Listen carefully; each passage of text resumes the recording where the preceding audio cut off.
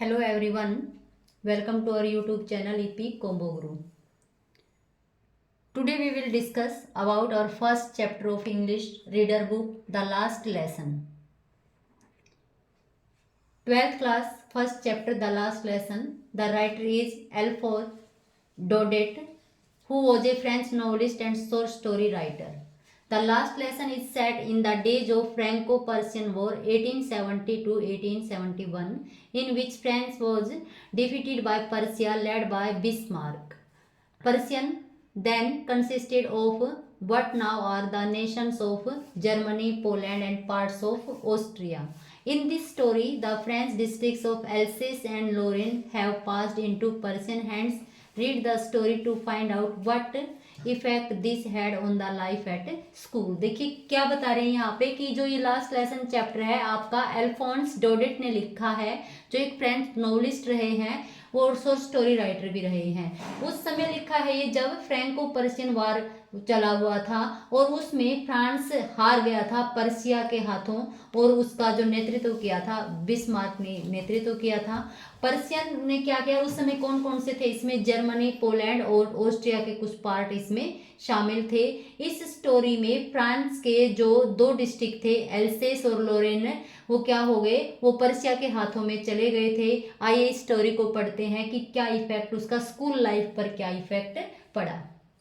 देखिए यहाँ पर ये एक्सप्रेशंस हैं, ये कुछ आपको दी हुई है, इनके मीनिंग्स आपको फाइंड आउट करने हैं जब आप स्टोरी पढ़ेंगे उसके साथ साथ। I started for school very late that morning and was in great dread of scolding especially because M Hamel had said that he would question us on participles and I did not know the first word about them. Means यहाँ पर एक आई हो गया, एक M Hemal हो गया, दो आपके कैरेक्टर निकल कर सामने आए हैं। आई यहाँ पर एक स्कूल स्टूडेंट है जिसका नाम फ्रेंच है, और एम हेमल है वो कौन है, वो फ्रेंच लैंग्वेज के टीचर हैं। तो आई यहाँ पर आपका कौन है, फ्रेंच है। वो क्या कह रहा है, एक स्टूडेंट है कि उस मॉर्निंग को मैं बड़ी ही लेट चला था स्कूल के लिए, क्योंकि मुझे स्कूल में उस समय डर लग रहा था। क्यों डर लग रहा था, क्योंकि एम हेमल जो उनके फ्रेंच लैंग्वेज के टीचर हैं वो उनसे उस दिन पार्टिसिपल के ऊपर क्वेश्चन पूछने वाले थे, और आई ने क्या, आई मतलब फ्रेंच ने उसके बारे में पता ही नहीं था कि पार्टिसिपल होते क्या हैं। For a moment I thought of running away and spending the day out of doors. क्या कह रहे हैं फ्रेंड्स यहाँ पर कि एक बार तो मैंने क्या सोचा, मैं भाग जाता हूँ, स्कूल नहीं जाऊंगा और सारा दिन घर से बाहर रहूंगा। It was so warm so bright, क्योंकि दिन था वो बड़ा अच्छा था। The birds were chirping at the edge of the woods, woods means होता है बेटा जंगल, forest, and in the open field back of the sawmill the Prussian soldiers were drilling. क्या कर रहे थे, फॉरेस्ट में के किनारे पर पक्षी क्या कर रहे थे, चिरपिंग कर रहे थे, और जो पर्शियन सोल्जर्स थे वो अपनी प्रैक्टिस कर रहे थे, ड्रिल कर रहे थे। It was all much more tempting than the rule for participles. करें पार्टिसिपल्स के रूल मुझे अच्छे नहीं लग रहे थे और इन चीजों ने मुझे अपनी तरफ अट्रैक्ट किया था। टेम्प्ट का मतलब अट्रैक्ट करना। But I had the strength to resist, करे लेकिन फिर भी क्या होता है कि अपने मन के ऊपर काबू पाना मेरे ताकत थी। And hurried off to school, और मैं इन चीजों को छोड़कर स्कूल के लिए निकल पड़ा। When I passed the town hall there was a crowd in front of the bulletin board. कह रहे जब मैं टाउन हॉल के पास से, आई कौन है, फ्रेंच है, कह रहे वो जा रहे थे फ्रेंच, तो उस समय उसको क्या दिखा, बुलेटिन बोर्ड के ऊपर भीड़ थी। For the last 2 years all our bad news had come from there. कह रहे पिछले 2 साल से जो बैड न्यूज थे हमारे वो यहीं से आ रहे थे। The lost battles, the draft, the orders of the commanding officer. करें क्या, युद्ध का हार जाना, और जो कमांडिंग ऑफिसर्स थे उनके ऑर्डर सभी इसी बुलेटिन बोर्ड पे लगते थे। And I thought to myself, मैंने अपने आप से ही बातचीत की, विचार किया, विदाउट स्टॉपिंग, रुका नहीं। What can be the matter now, कि आज इतनी भीड़ क्यों है, अब आगे क्या मैटर हो सकता है। Then as I hurried by as fast as I could go, the blacksmith watcher who was there with his apprentice reading the bulletin called after me। क्या कर रहे हैं, जैसे ही मैं जल्दी जल्दी चल रहा था, जितनी जल्दी हो सकता है उतनी जल्दी चलने की कोशिश कर रहा था, तो ब्लैक स्मिथ थे जिनका नाम वॉचर था, वो अपने एक अप्रेंटिस के लिए सहायक के साथ, हेल्पर के साथ थे। रीडिंग द बुलेटिन, वो बुलेटिन पढ़ रहे थे। कॉल्ड आफ्टर मी, उन्होंने मुझे पीछे से आवाज लगाई, डोंट गो सो फास्ट, इतनी जल्दी जाने की जरूरत नहीं है। बाब बच्चे, you will get to your school in plenty of time, बहुत टाइम पड़ा है, तुम आराम से स्कूल पहुंच सकते हो। I thought he was making fun of me, क्योंकि मैं लेट था इसलिए मैंने सोचा ये मेरा मजाक उड़ा रहा है। And I reached M Hamel's little garden all out of breath, करे इसीलिए मैं बिना ही सांस लिए एक झटके के साथ तेज चलते हुए कहाँ पहुंच गया, एम हैमल के गार्डन में पहुंच गया। Usually, when school began, there was a great bustle which could be heard out in the street. करें जैसे और दिन की अगर यूजुअल बात करें तो क्या होती थी कि वहाँ पर हलचल सी होती रहती थी जब स्कूल शुरू होता था उस टाइम, और be heard in the street, गली में भी वो आवाज़ सुन जाती थी। The opening and the closing of desk, जब बच्चे डेस्क को क्लोज और ओपन करते थे। लेसन रिपीटेड इन यूनिजन, एक साथ मिलकर जब सारे लेसन को रिपीट करते थे वेरी लाउड, तेज आवाज में, with our hands over our ears to understand better, और करें इसीलिए अच्छे से समझने के लिए हमें अपने कानों पर अपने हाथ लगाने पड़ते थे। And the teacher's great ruler rapping on the table, और बाहर से ही गली में ही टीचर जब टेबल के ऊपर अपनी स्टिक को मारता था वो आवाज भी सुनाई देती थी।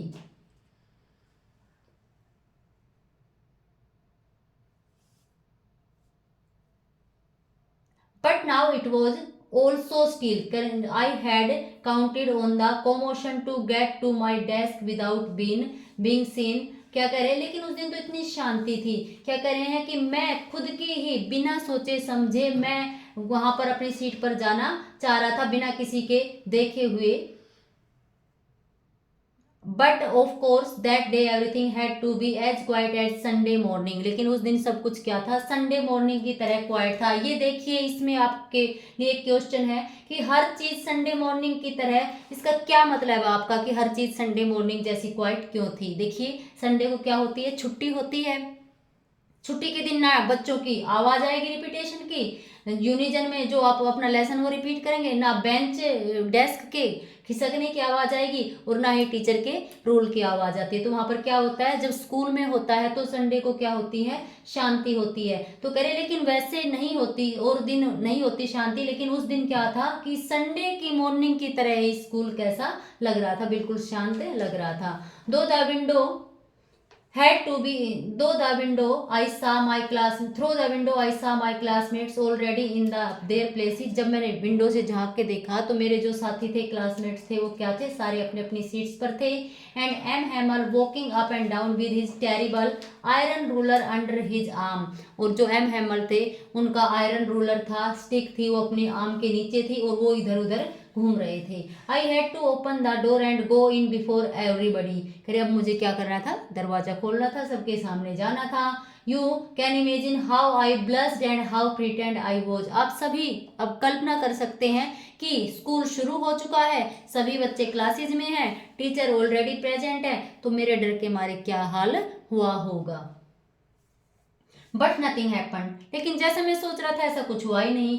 M Hamel saw me and said very kindly, कह रहे देखा मेरे टीचर ने मुझे और बड़ी दया के साथ क्या कहा, go to your place quickly little friends, जल्दी अपनी सीट पर चले जाइए। यहाँ पर अब आपका नाम आया है, जो आई था प्रोटेगनिस्ट उसका नाम यहाँ पर आया है, फ्रेंच है। We were beginning without you, करे उसने कुछ नहीं कहा, कहा कि फ्रेंच जाकर अपनी सीट पर बैठ जाइए और हम तो आपके बिना ही शुरू करने वाले थे। आई jumped over the bench and sat down at my desk, करे मैं बेंच से छलांग लगाते हुए अपने डेस्क के ऊपर बैठ गया। देखिए बेंच और डेस्क दोनों अलग अलग चीजें हैं, आपको पता है एक बैठने वाली सीट होती है और एक जिसके ऊपर आप बुक्स वगैरह रखते हैं वो होता है, तो दोनों में डिफरेंस है।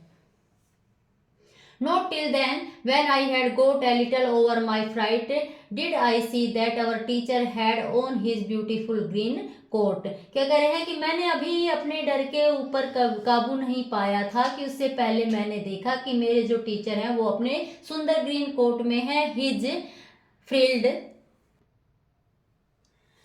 Shirt and the little black silk cap, कह रहे फ्रिल्ड शर्ट थी और उसकी सिल्क की कैप थी ब्लैक कलर की, all embroider that he never wore except on inspection and price days, कह रहे हैं ये ड्रेस उन्होंने क्या बोले स्पेशल डेज पे पहनते थे। क्वेश्चन बनता है आपका कि कौन सी, जो उस दिन वो किस ड्रेस में थे और उस ड्रेस को वो कब यूज करते थे। क्वेश्चन बेटा ये बोर्ड की क्लासेस में रिपीट होते हैं, जो मैंने पहले भी बताया कि संडे मॉर्निंग की तरह क्यों संडे मॉर्निंग की जो फ्रेज है वो आपकी यहाँ पर यूज हुई है, और दूसरा कि उनकी जो ड्रेस थी किस तरह की ड्रेस थी और वो कब पहनते थे। तो क्या थे कि उनका जो फ्रिल्ड शर्ट थी, ग्रीन कोट था, और उनकी सिल्क की जो कैप थी वो कब पहनते थे, वो केवल इंस्पेक्शन और प्राइस डेज डिस्ट्रीब्यूशन पर पहनते थे।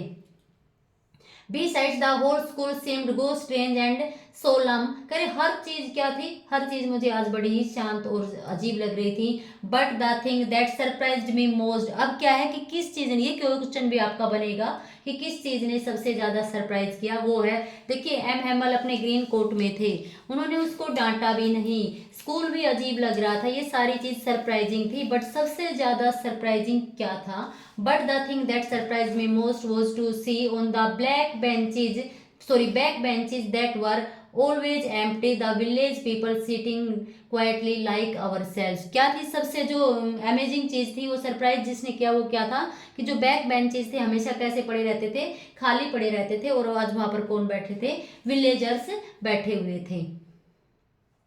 Old Hauser with his 3 cornered hat, इसमें जो बूढ़े होशर थे वो बैठे थे, 3 तिकोनी उनकी हेड थी वहां पर। द फॉर्मर मेयर था, द फॉर्मर पोस्ट मास्टर था, सेवरल अदर बिसाइड्स, दूसरे लोग भी यहाँ पर बैठे थे।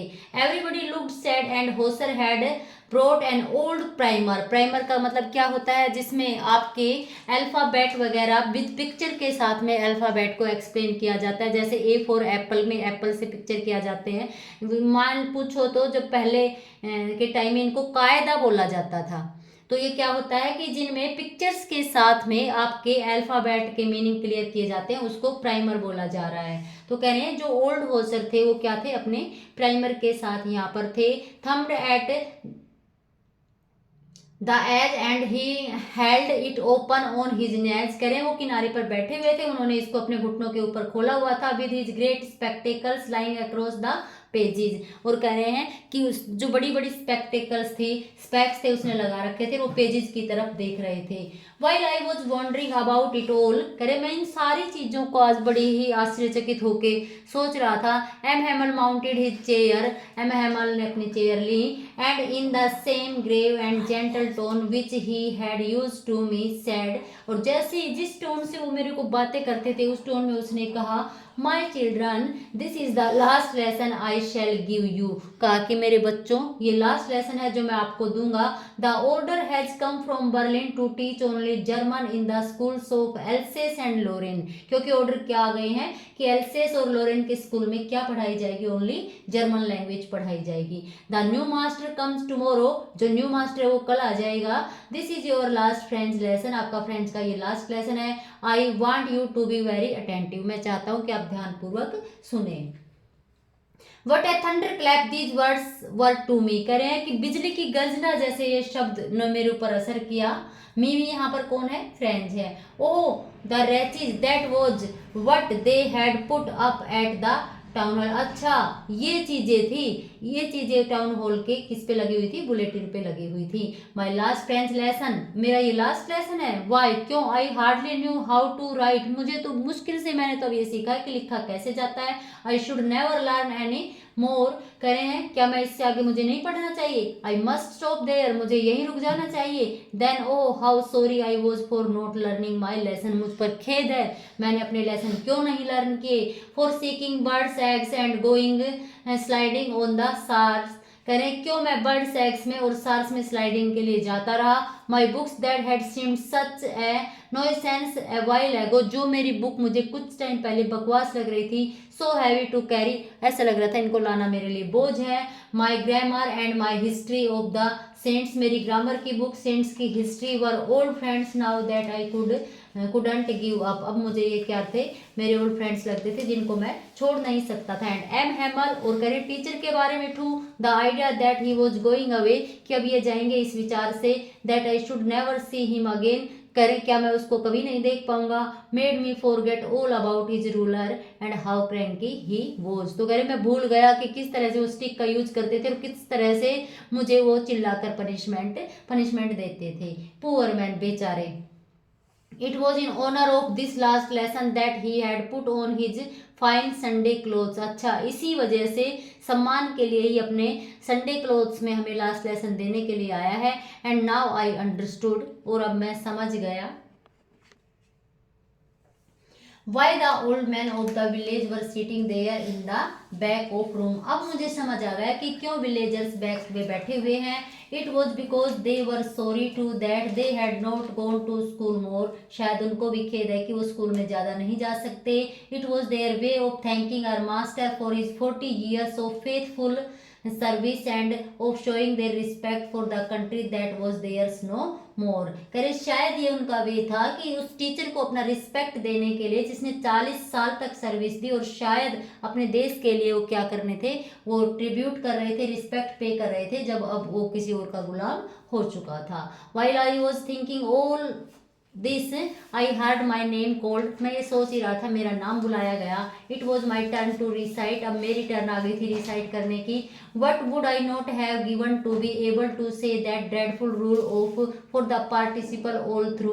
कह मैं पार्टिसिपल के रूल के बारे में नहीं बता पाया वेरी लाउड एंड क्लियर, अच्छी तरह से, एंड विदाउट वन मिस्टेक, बिना किसी मिस्टेक के। But I got mixed up on the first words. कह मैं सोच रहा था मैं ये करूँगा कि बिना किसी मिस्टेक के सारे रूल बता दूंगा, लेकिन मैं फर्स्ट वर्ड्स में ही क्या हो गया, अटक गया। एंड स्टूड देयर, वहाँ खड़ा हो गया। Holding on to my desk, अपने डेस्क को पकड़े हुए।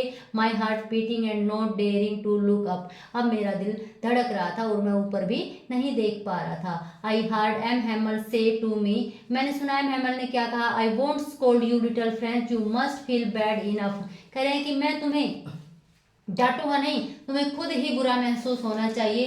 सी हाउ इट इज, देखिए कैसे है ये। Every day we have said to ourselves, bah I have plenty of time. अरे हर दिन हम अपने आप से क्या कहते हैं, अभी तो बहुत सा टाइम पड़ा है। I will learn it tomorrow, कल सीख लूंगा। And now you see where we have come out, और वो कल हमारा कभी आता है नहीं, और अब देखो हम कहाँ पर पहुंच गए हैं। That's the great trouble with else's, else's के लोगों के लिए मुश्किल है। She puts of learning till tomorrow, क्योंकि वहाँ के लोग क्या कर देते हैं, सीखने को कल पर टाल देते हैं। Now those fellows out there will have the right to say to you how it is, you pretend to be Frenchman and yet you can neither speak nor write your own language. और कह रहे हैं अब क्या हो गया है, अब वो लोग आप लोगों से कहेंगे कि तुम क्यों बहाना बना रहे हो, तुम फ्रेंच मैन हो, क्योंकि ना तो तुम फ्रेंच को बोल सकते हो, ना ही तुम अपनी लैंग्वेज को लिख सकते हो। But you are not the worst poor little French, करें लेकिन तुम्हें नहीं हो कि तुम्हें कुछ नहीं आता। We have all great deal to reproach our selves with, करें इसके लिए तुम्हारी कसूरवार नहीं हो कि तुमने लैंग्वेज नहीं सीखी, हम सब इसके लिए क्या है, रिस्पॉन्सिबल हैं। Your parents were not anxious enough to have you learn, करे तुम्हारे पेरेंट्स भी इस चीज के लिए नहीं थे लालच कि तुम कुछ सीखो। They prefer to put you to work on a farm और एट द मिल्स, करे उन्होंने क्या कहा, सोचा कि पहले पढ़ाई से पहले क्या लगा कि तुम फार्म पर चले जाओ या किसी मिल में चले जाओ, so as to have a little more money, ताकि तुम्हारे से वो और ज्यादा पैसे कमा सके। एंड आई, करे हैं कि इसके लिए तुमने फ्रेंच लैंग्वेज या नहीं सीखी, इसके लिए तुम अकेले रिस्पॉन्सिबल नहीं हो, इसके लिए तुम्हारे पेरेंट्स भी रिस्पॉन्सिबल है। क्यों, क्योंकि उन्होंने तुम्हें दूसरे कामों में एंगेज किया पैसे कमाने के लिए। और अपने बारे में बता रहे हैं, I have been to blame also, मेरा भी इसमें दोष है। Have I not often sent you to water my flowers instead of learning your lesson, करें क्या मैंने तुम्हें अपने फूलों को पानी देने के लिए नहीं भेजा, लेसन सीखने के बजाय। And when I wanted to go fishing did I not just give you a holiday, वो कह रहे जब क्या मैं फिशिंग के लिए जाना चाहता था मैंने तुम्हें हॉलीडे दी। Then from one thing to another, कह रहे एक से दूसरी चीजें। M Hamel went on to talk of the French language, वो फ्रेंच लैंग्वेज के बारे में बताते चले गए, saying that it was the most beautiful. अब देखिए यहाँ पर जो हमारा ये फ्रांस का मैप दिया हुआ है, इसमें जो जर्मनी के हैंड में जो गए थे फ्रांस के दो डिस्ट्रिक्ट, वो यहाँ पर है हमारे लोरेन और एल्सेस। इन डिस्ट्रिक्ट में क्या हुई थी, फ्रेंच लैंग्वेज को बैन कर दिया गया था और जर्मन लैंग्वेज यहाँ पर क्या कही गई थी, पढ़ानी स्टार्ट कर दी गई थी। अब वो क्या कह रहे हैं, एम हैमल कह रहे हैं, it was the most beautiful language in the world, the clearest, the most logical, that we must guard it among us and never forget it, because when a people are enslaved as long as they hold fast to their language, it is as if they had the key to their prison। क्या कह रहे हैं कि अब उन्होंने क्या कहा language के बारे में कि हमारी लैंग्वेज है संसार की सबसे अच्छी है फ्रेंच लैंग्वेज, क्लियर है, लॉजिकल है और हमें इसकी रक्षा करनी चाहिए, इसको कभी नहीं भूलना चाहिए, क्योंकि जब जब लोग अपनी लैंग्वेज को भूले हैं वो तब तब दूसरों के गुलाम हुए हैं। तो कह रहे हैं कि जो लैंग्वेज है, लैंग्वेज को भूल जाना ही क्या होता है, प्रिजन का रास्ता खोलता है। Then he opened a grammar and read our असर लेसन, उन्होंने ग्रामर की बुक खोली, अपना हमारा लेसन पढ़ा।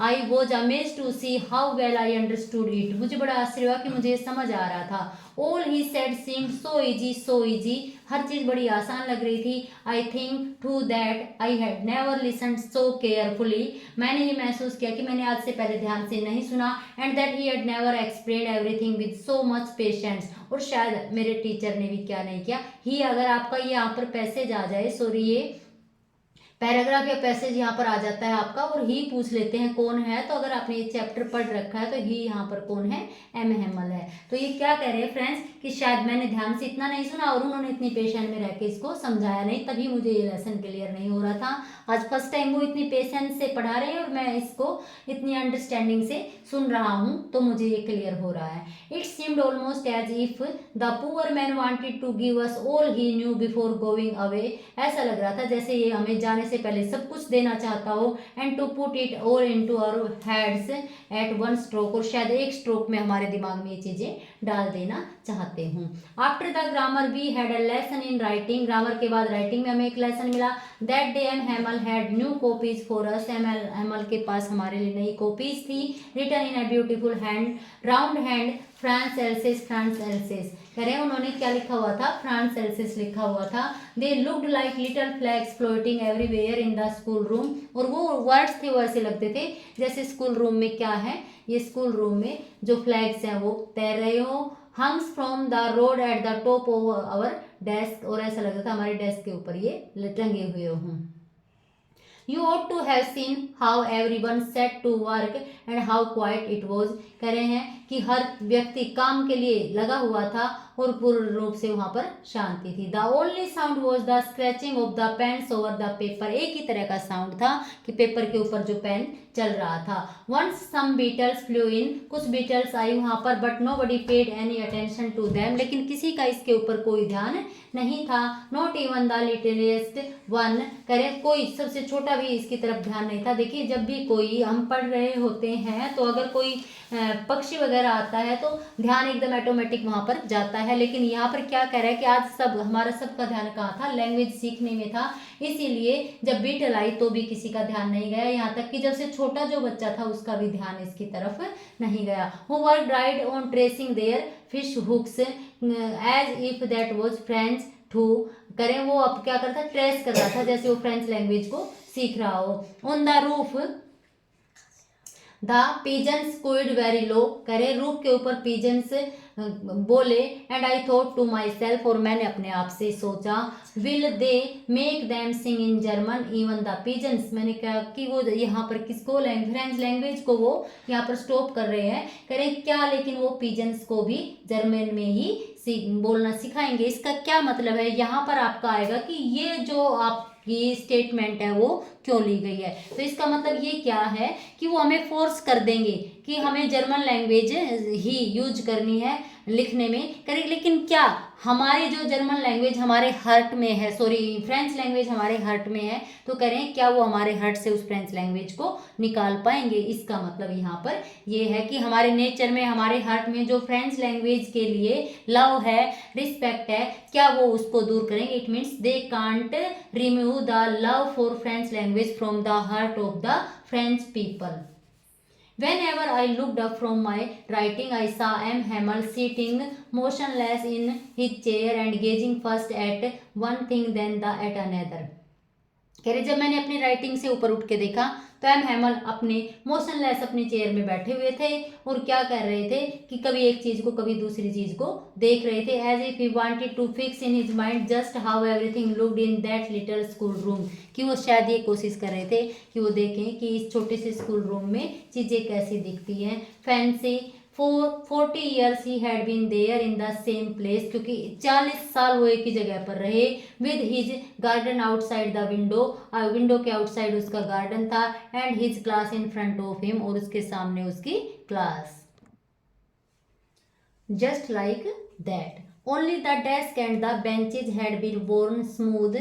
The walnut tree in the garden were taller, and the hop vine that he had planted himself twined about the windows to the roof. यानी कि वो क्या देख रहे थे, डेस्क थे, बेंचेस थे, उसके साथ में जो वॉलनट ट्रीज थे गार्डन में जो बड़े बड़े हो गए थे, होप पॉइंट जो उन्होंने खुद अपने हाथ से लगाई थी, और क्या कर रहे हैं कि विंडो से के ऊपर से छत पे जा रही थी. How it must have broken his heart to leave it all. करें ये सारी चीजें उसकी अपनी थी, उसका क्लासरूम, उसका गार्डन, उसके पेड़, उसकी बेल, करें ये सारी चीजों को वो एक एक करके देख रहा था, और एकदम से इनको छोड़ के जाने से उनका दिल टूटा होगा. पुअर मैन, बेचारे, to hear his sister moving about in the room about. करे हैं कि उनकी सिस्टर जो रूम के ऊपर, जिस क्लासरूम के ऊपर जो ऊपर रूम बना हुआ था, वो क्या कर रही थी, वो वहां पर सुन रही थी. पैकिंग देयर ट्रंक्स, जो उनके ट्रंक्स मीन सूटकेस वगैरह जो ट्रंक्स थे उनके, उनको क्या कर रही थी, वो पैक कर रही थी. For they must leave the country next day, क्योंकि उनको अगले ही दिन क्या करना था, इस देश को छोड़ना था. But he had the craze to hear every lesson to the very last. कह रहे हैं लेकिन उसके अंदर इतना साहस था कि वो हर लेसन को लास्ट में सुन सकता था. After the writing we had a lesson in history. Writing के बाद हमें हिस्ट्री में एक लेसन मिला. And then the babies chanted their BABEBIBOBU. यानी कि फिर उसके बाद में वो जो उनके साउंड्स थे उनको पढ़ने लगे. Down there at the back of the room old Hauser had put on his spectacles. करें सबसे पीछे जो ओल्ड होसर ने थे अपने स्पेक्टिकल्स पहनी. Holding his primer in both hands. अपने प्राइमर अपने दोनों हाथों से पकड़ा. Spelled the letters with them. बच्चों के साथ में लेटर्स बोल रहे थे. You could see that he too was crying. His voice trembled with emotion. आप देखते थे वो भी रो रहा था, उसकी आवाज इमोशन की वजह से कांप रही थी. And it was so funny to hear him that we all wanted to laugh and cry. और करें उसको सुनकर हम सारे क्या करना चाहते थे, हंसना भी चाहते थे और रोना भी चाहते थे. How well I remember it that last lesson. करें ये लास्ट लेसन मुझे बड़े अच्छे से याद हो गया. All at once the church clock struck 12. और करे उसी समय चर्च क्लॉक में 12 की आवाज आई. Then the Angelus at the same moment the trumpets of the Prussians returning from drill. और करे उसी समय जो पर्सियन के ट्रूम्स थे ड्रिल से वापस आ रहे थे. Sounded under our windows. हमारे विंडो से आवाज उनकी आ रही थी. M Hamel stood up very pale in his chair. I never saw him look so tall. कह रहे हैं कि जो एम हैमर थे वो खड़े हो गए, बहुत ही पेल दिख रहे थे अपनी चेयर से. मुझे आज वो बहुत बड़े दिखाई दे रहे थे. माई फ्रेंड्स, अब एम हैमर ने कहा है माई फ्रेंड्स सेड ही आई. और उसके बाद उनके मुंह से आवाज नहीं निकली. वो बोलना चाह रहे थे लेकिन उनके मुंह से आवाज नहीं निकली इमोशन की वजह से. But something choked him. उन किसी चीज ने उनको रोक लिया. He could not go on. आगे वो बोल नहीं पाए. Then he turn to the blackboard. Blackboard की तरफ मुड़े. टुक ए पीस ऑफ चौक का पीस लिया. And bearing on with all his might he wrote as large as he could. और अपनी पूरी शक्ति के साथ जितना बड़ा वो लिख सकते थे लिखे. वाइव ला फ्रांस. क्या करते, वाइव ला फ्रांस का लिया. इसका मतलब कि फ्रांस हमेशा जीवित रहे या फ्रांस जिंदाबाद. Then he stopped and leaned his head against the wall. क्या करे उसके बाद वो खड़े हो गए और दीवार के साथ अपना सिर लगा लिया. एंड विदाउट ए वर्ड, और बिना कुछ बोले, he made a gesture to us with his hand. और उन्होंने अपने हाथ से इशारा कर दिया. School is dismissed you may go. और इशारा क्या था कि स्कूल बंद हो गया है, आप लोग जा सकते हैं. मीन्स कि ये आपका चैप्टर रहा the last lesson. Last lesson किस लैंग्वेज का था, फ्रेंच लैंग्वेज का. जो कौन कर रहे थे यहाँ पर लेसन को डिलीवर, एम हैमल. और फ्रेंच था यहाँ पर आई है इसमें. अब देखिए आपके जो क्वेश्चंस हैं यहाँ पर. What changes did the order from the Berlin cause in school that day. तो कह रहे हैं ऑर्डर थे जो बर्लिन से उस स्कूल में, क्या हुआ इनका असर, चेंजेस कौन कौन से आए. How did friends feeling about M Hamel and school change. ये जो इस तरह के आपके क्वेश्चंस हैं नेक्स्ट वीडियो में आपके एनसीईआरटी सॉल्यूशंस के साथ आपके चैप्टर के बीच के जो एक्स्ट्रा क्वेश्चंस हैं ये आपकी वीडियो में कराए जाएंगे. आई होप कि आपको वीडियो पसंद आई है. पसंद आई हो तो लाइक शेयर और सब्सक्राइब करना. Thank you. Have a nice day.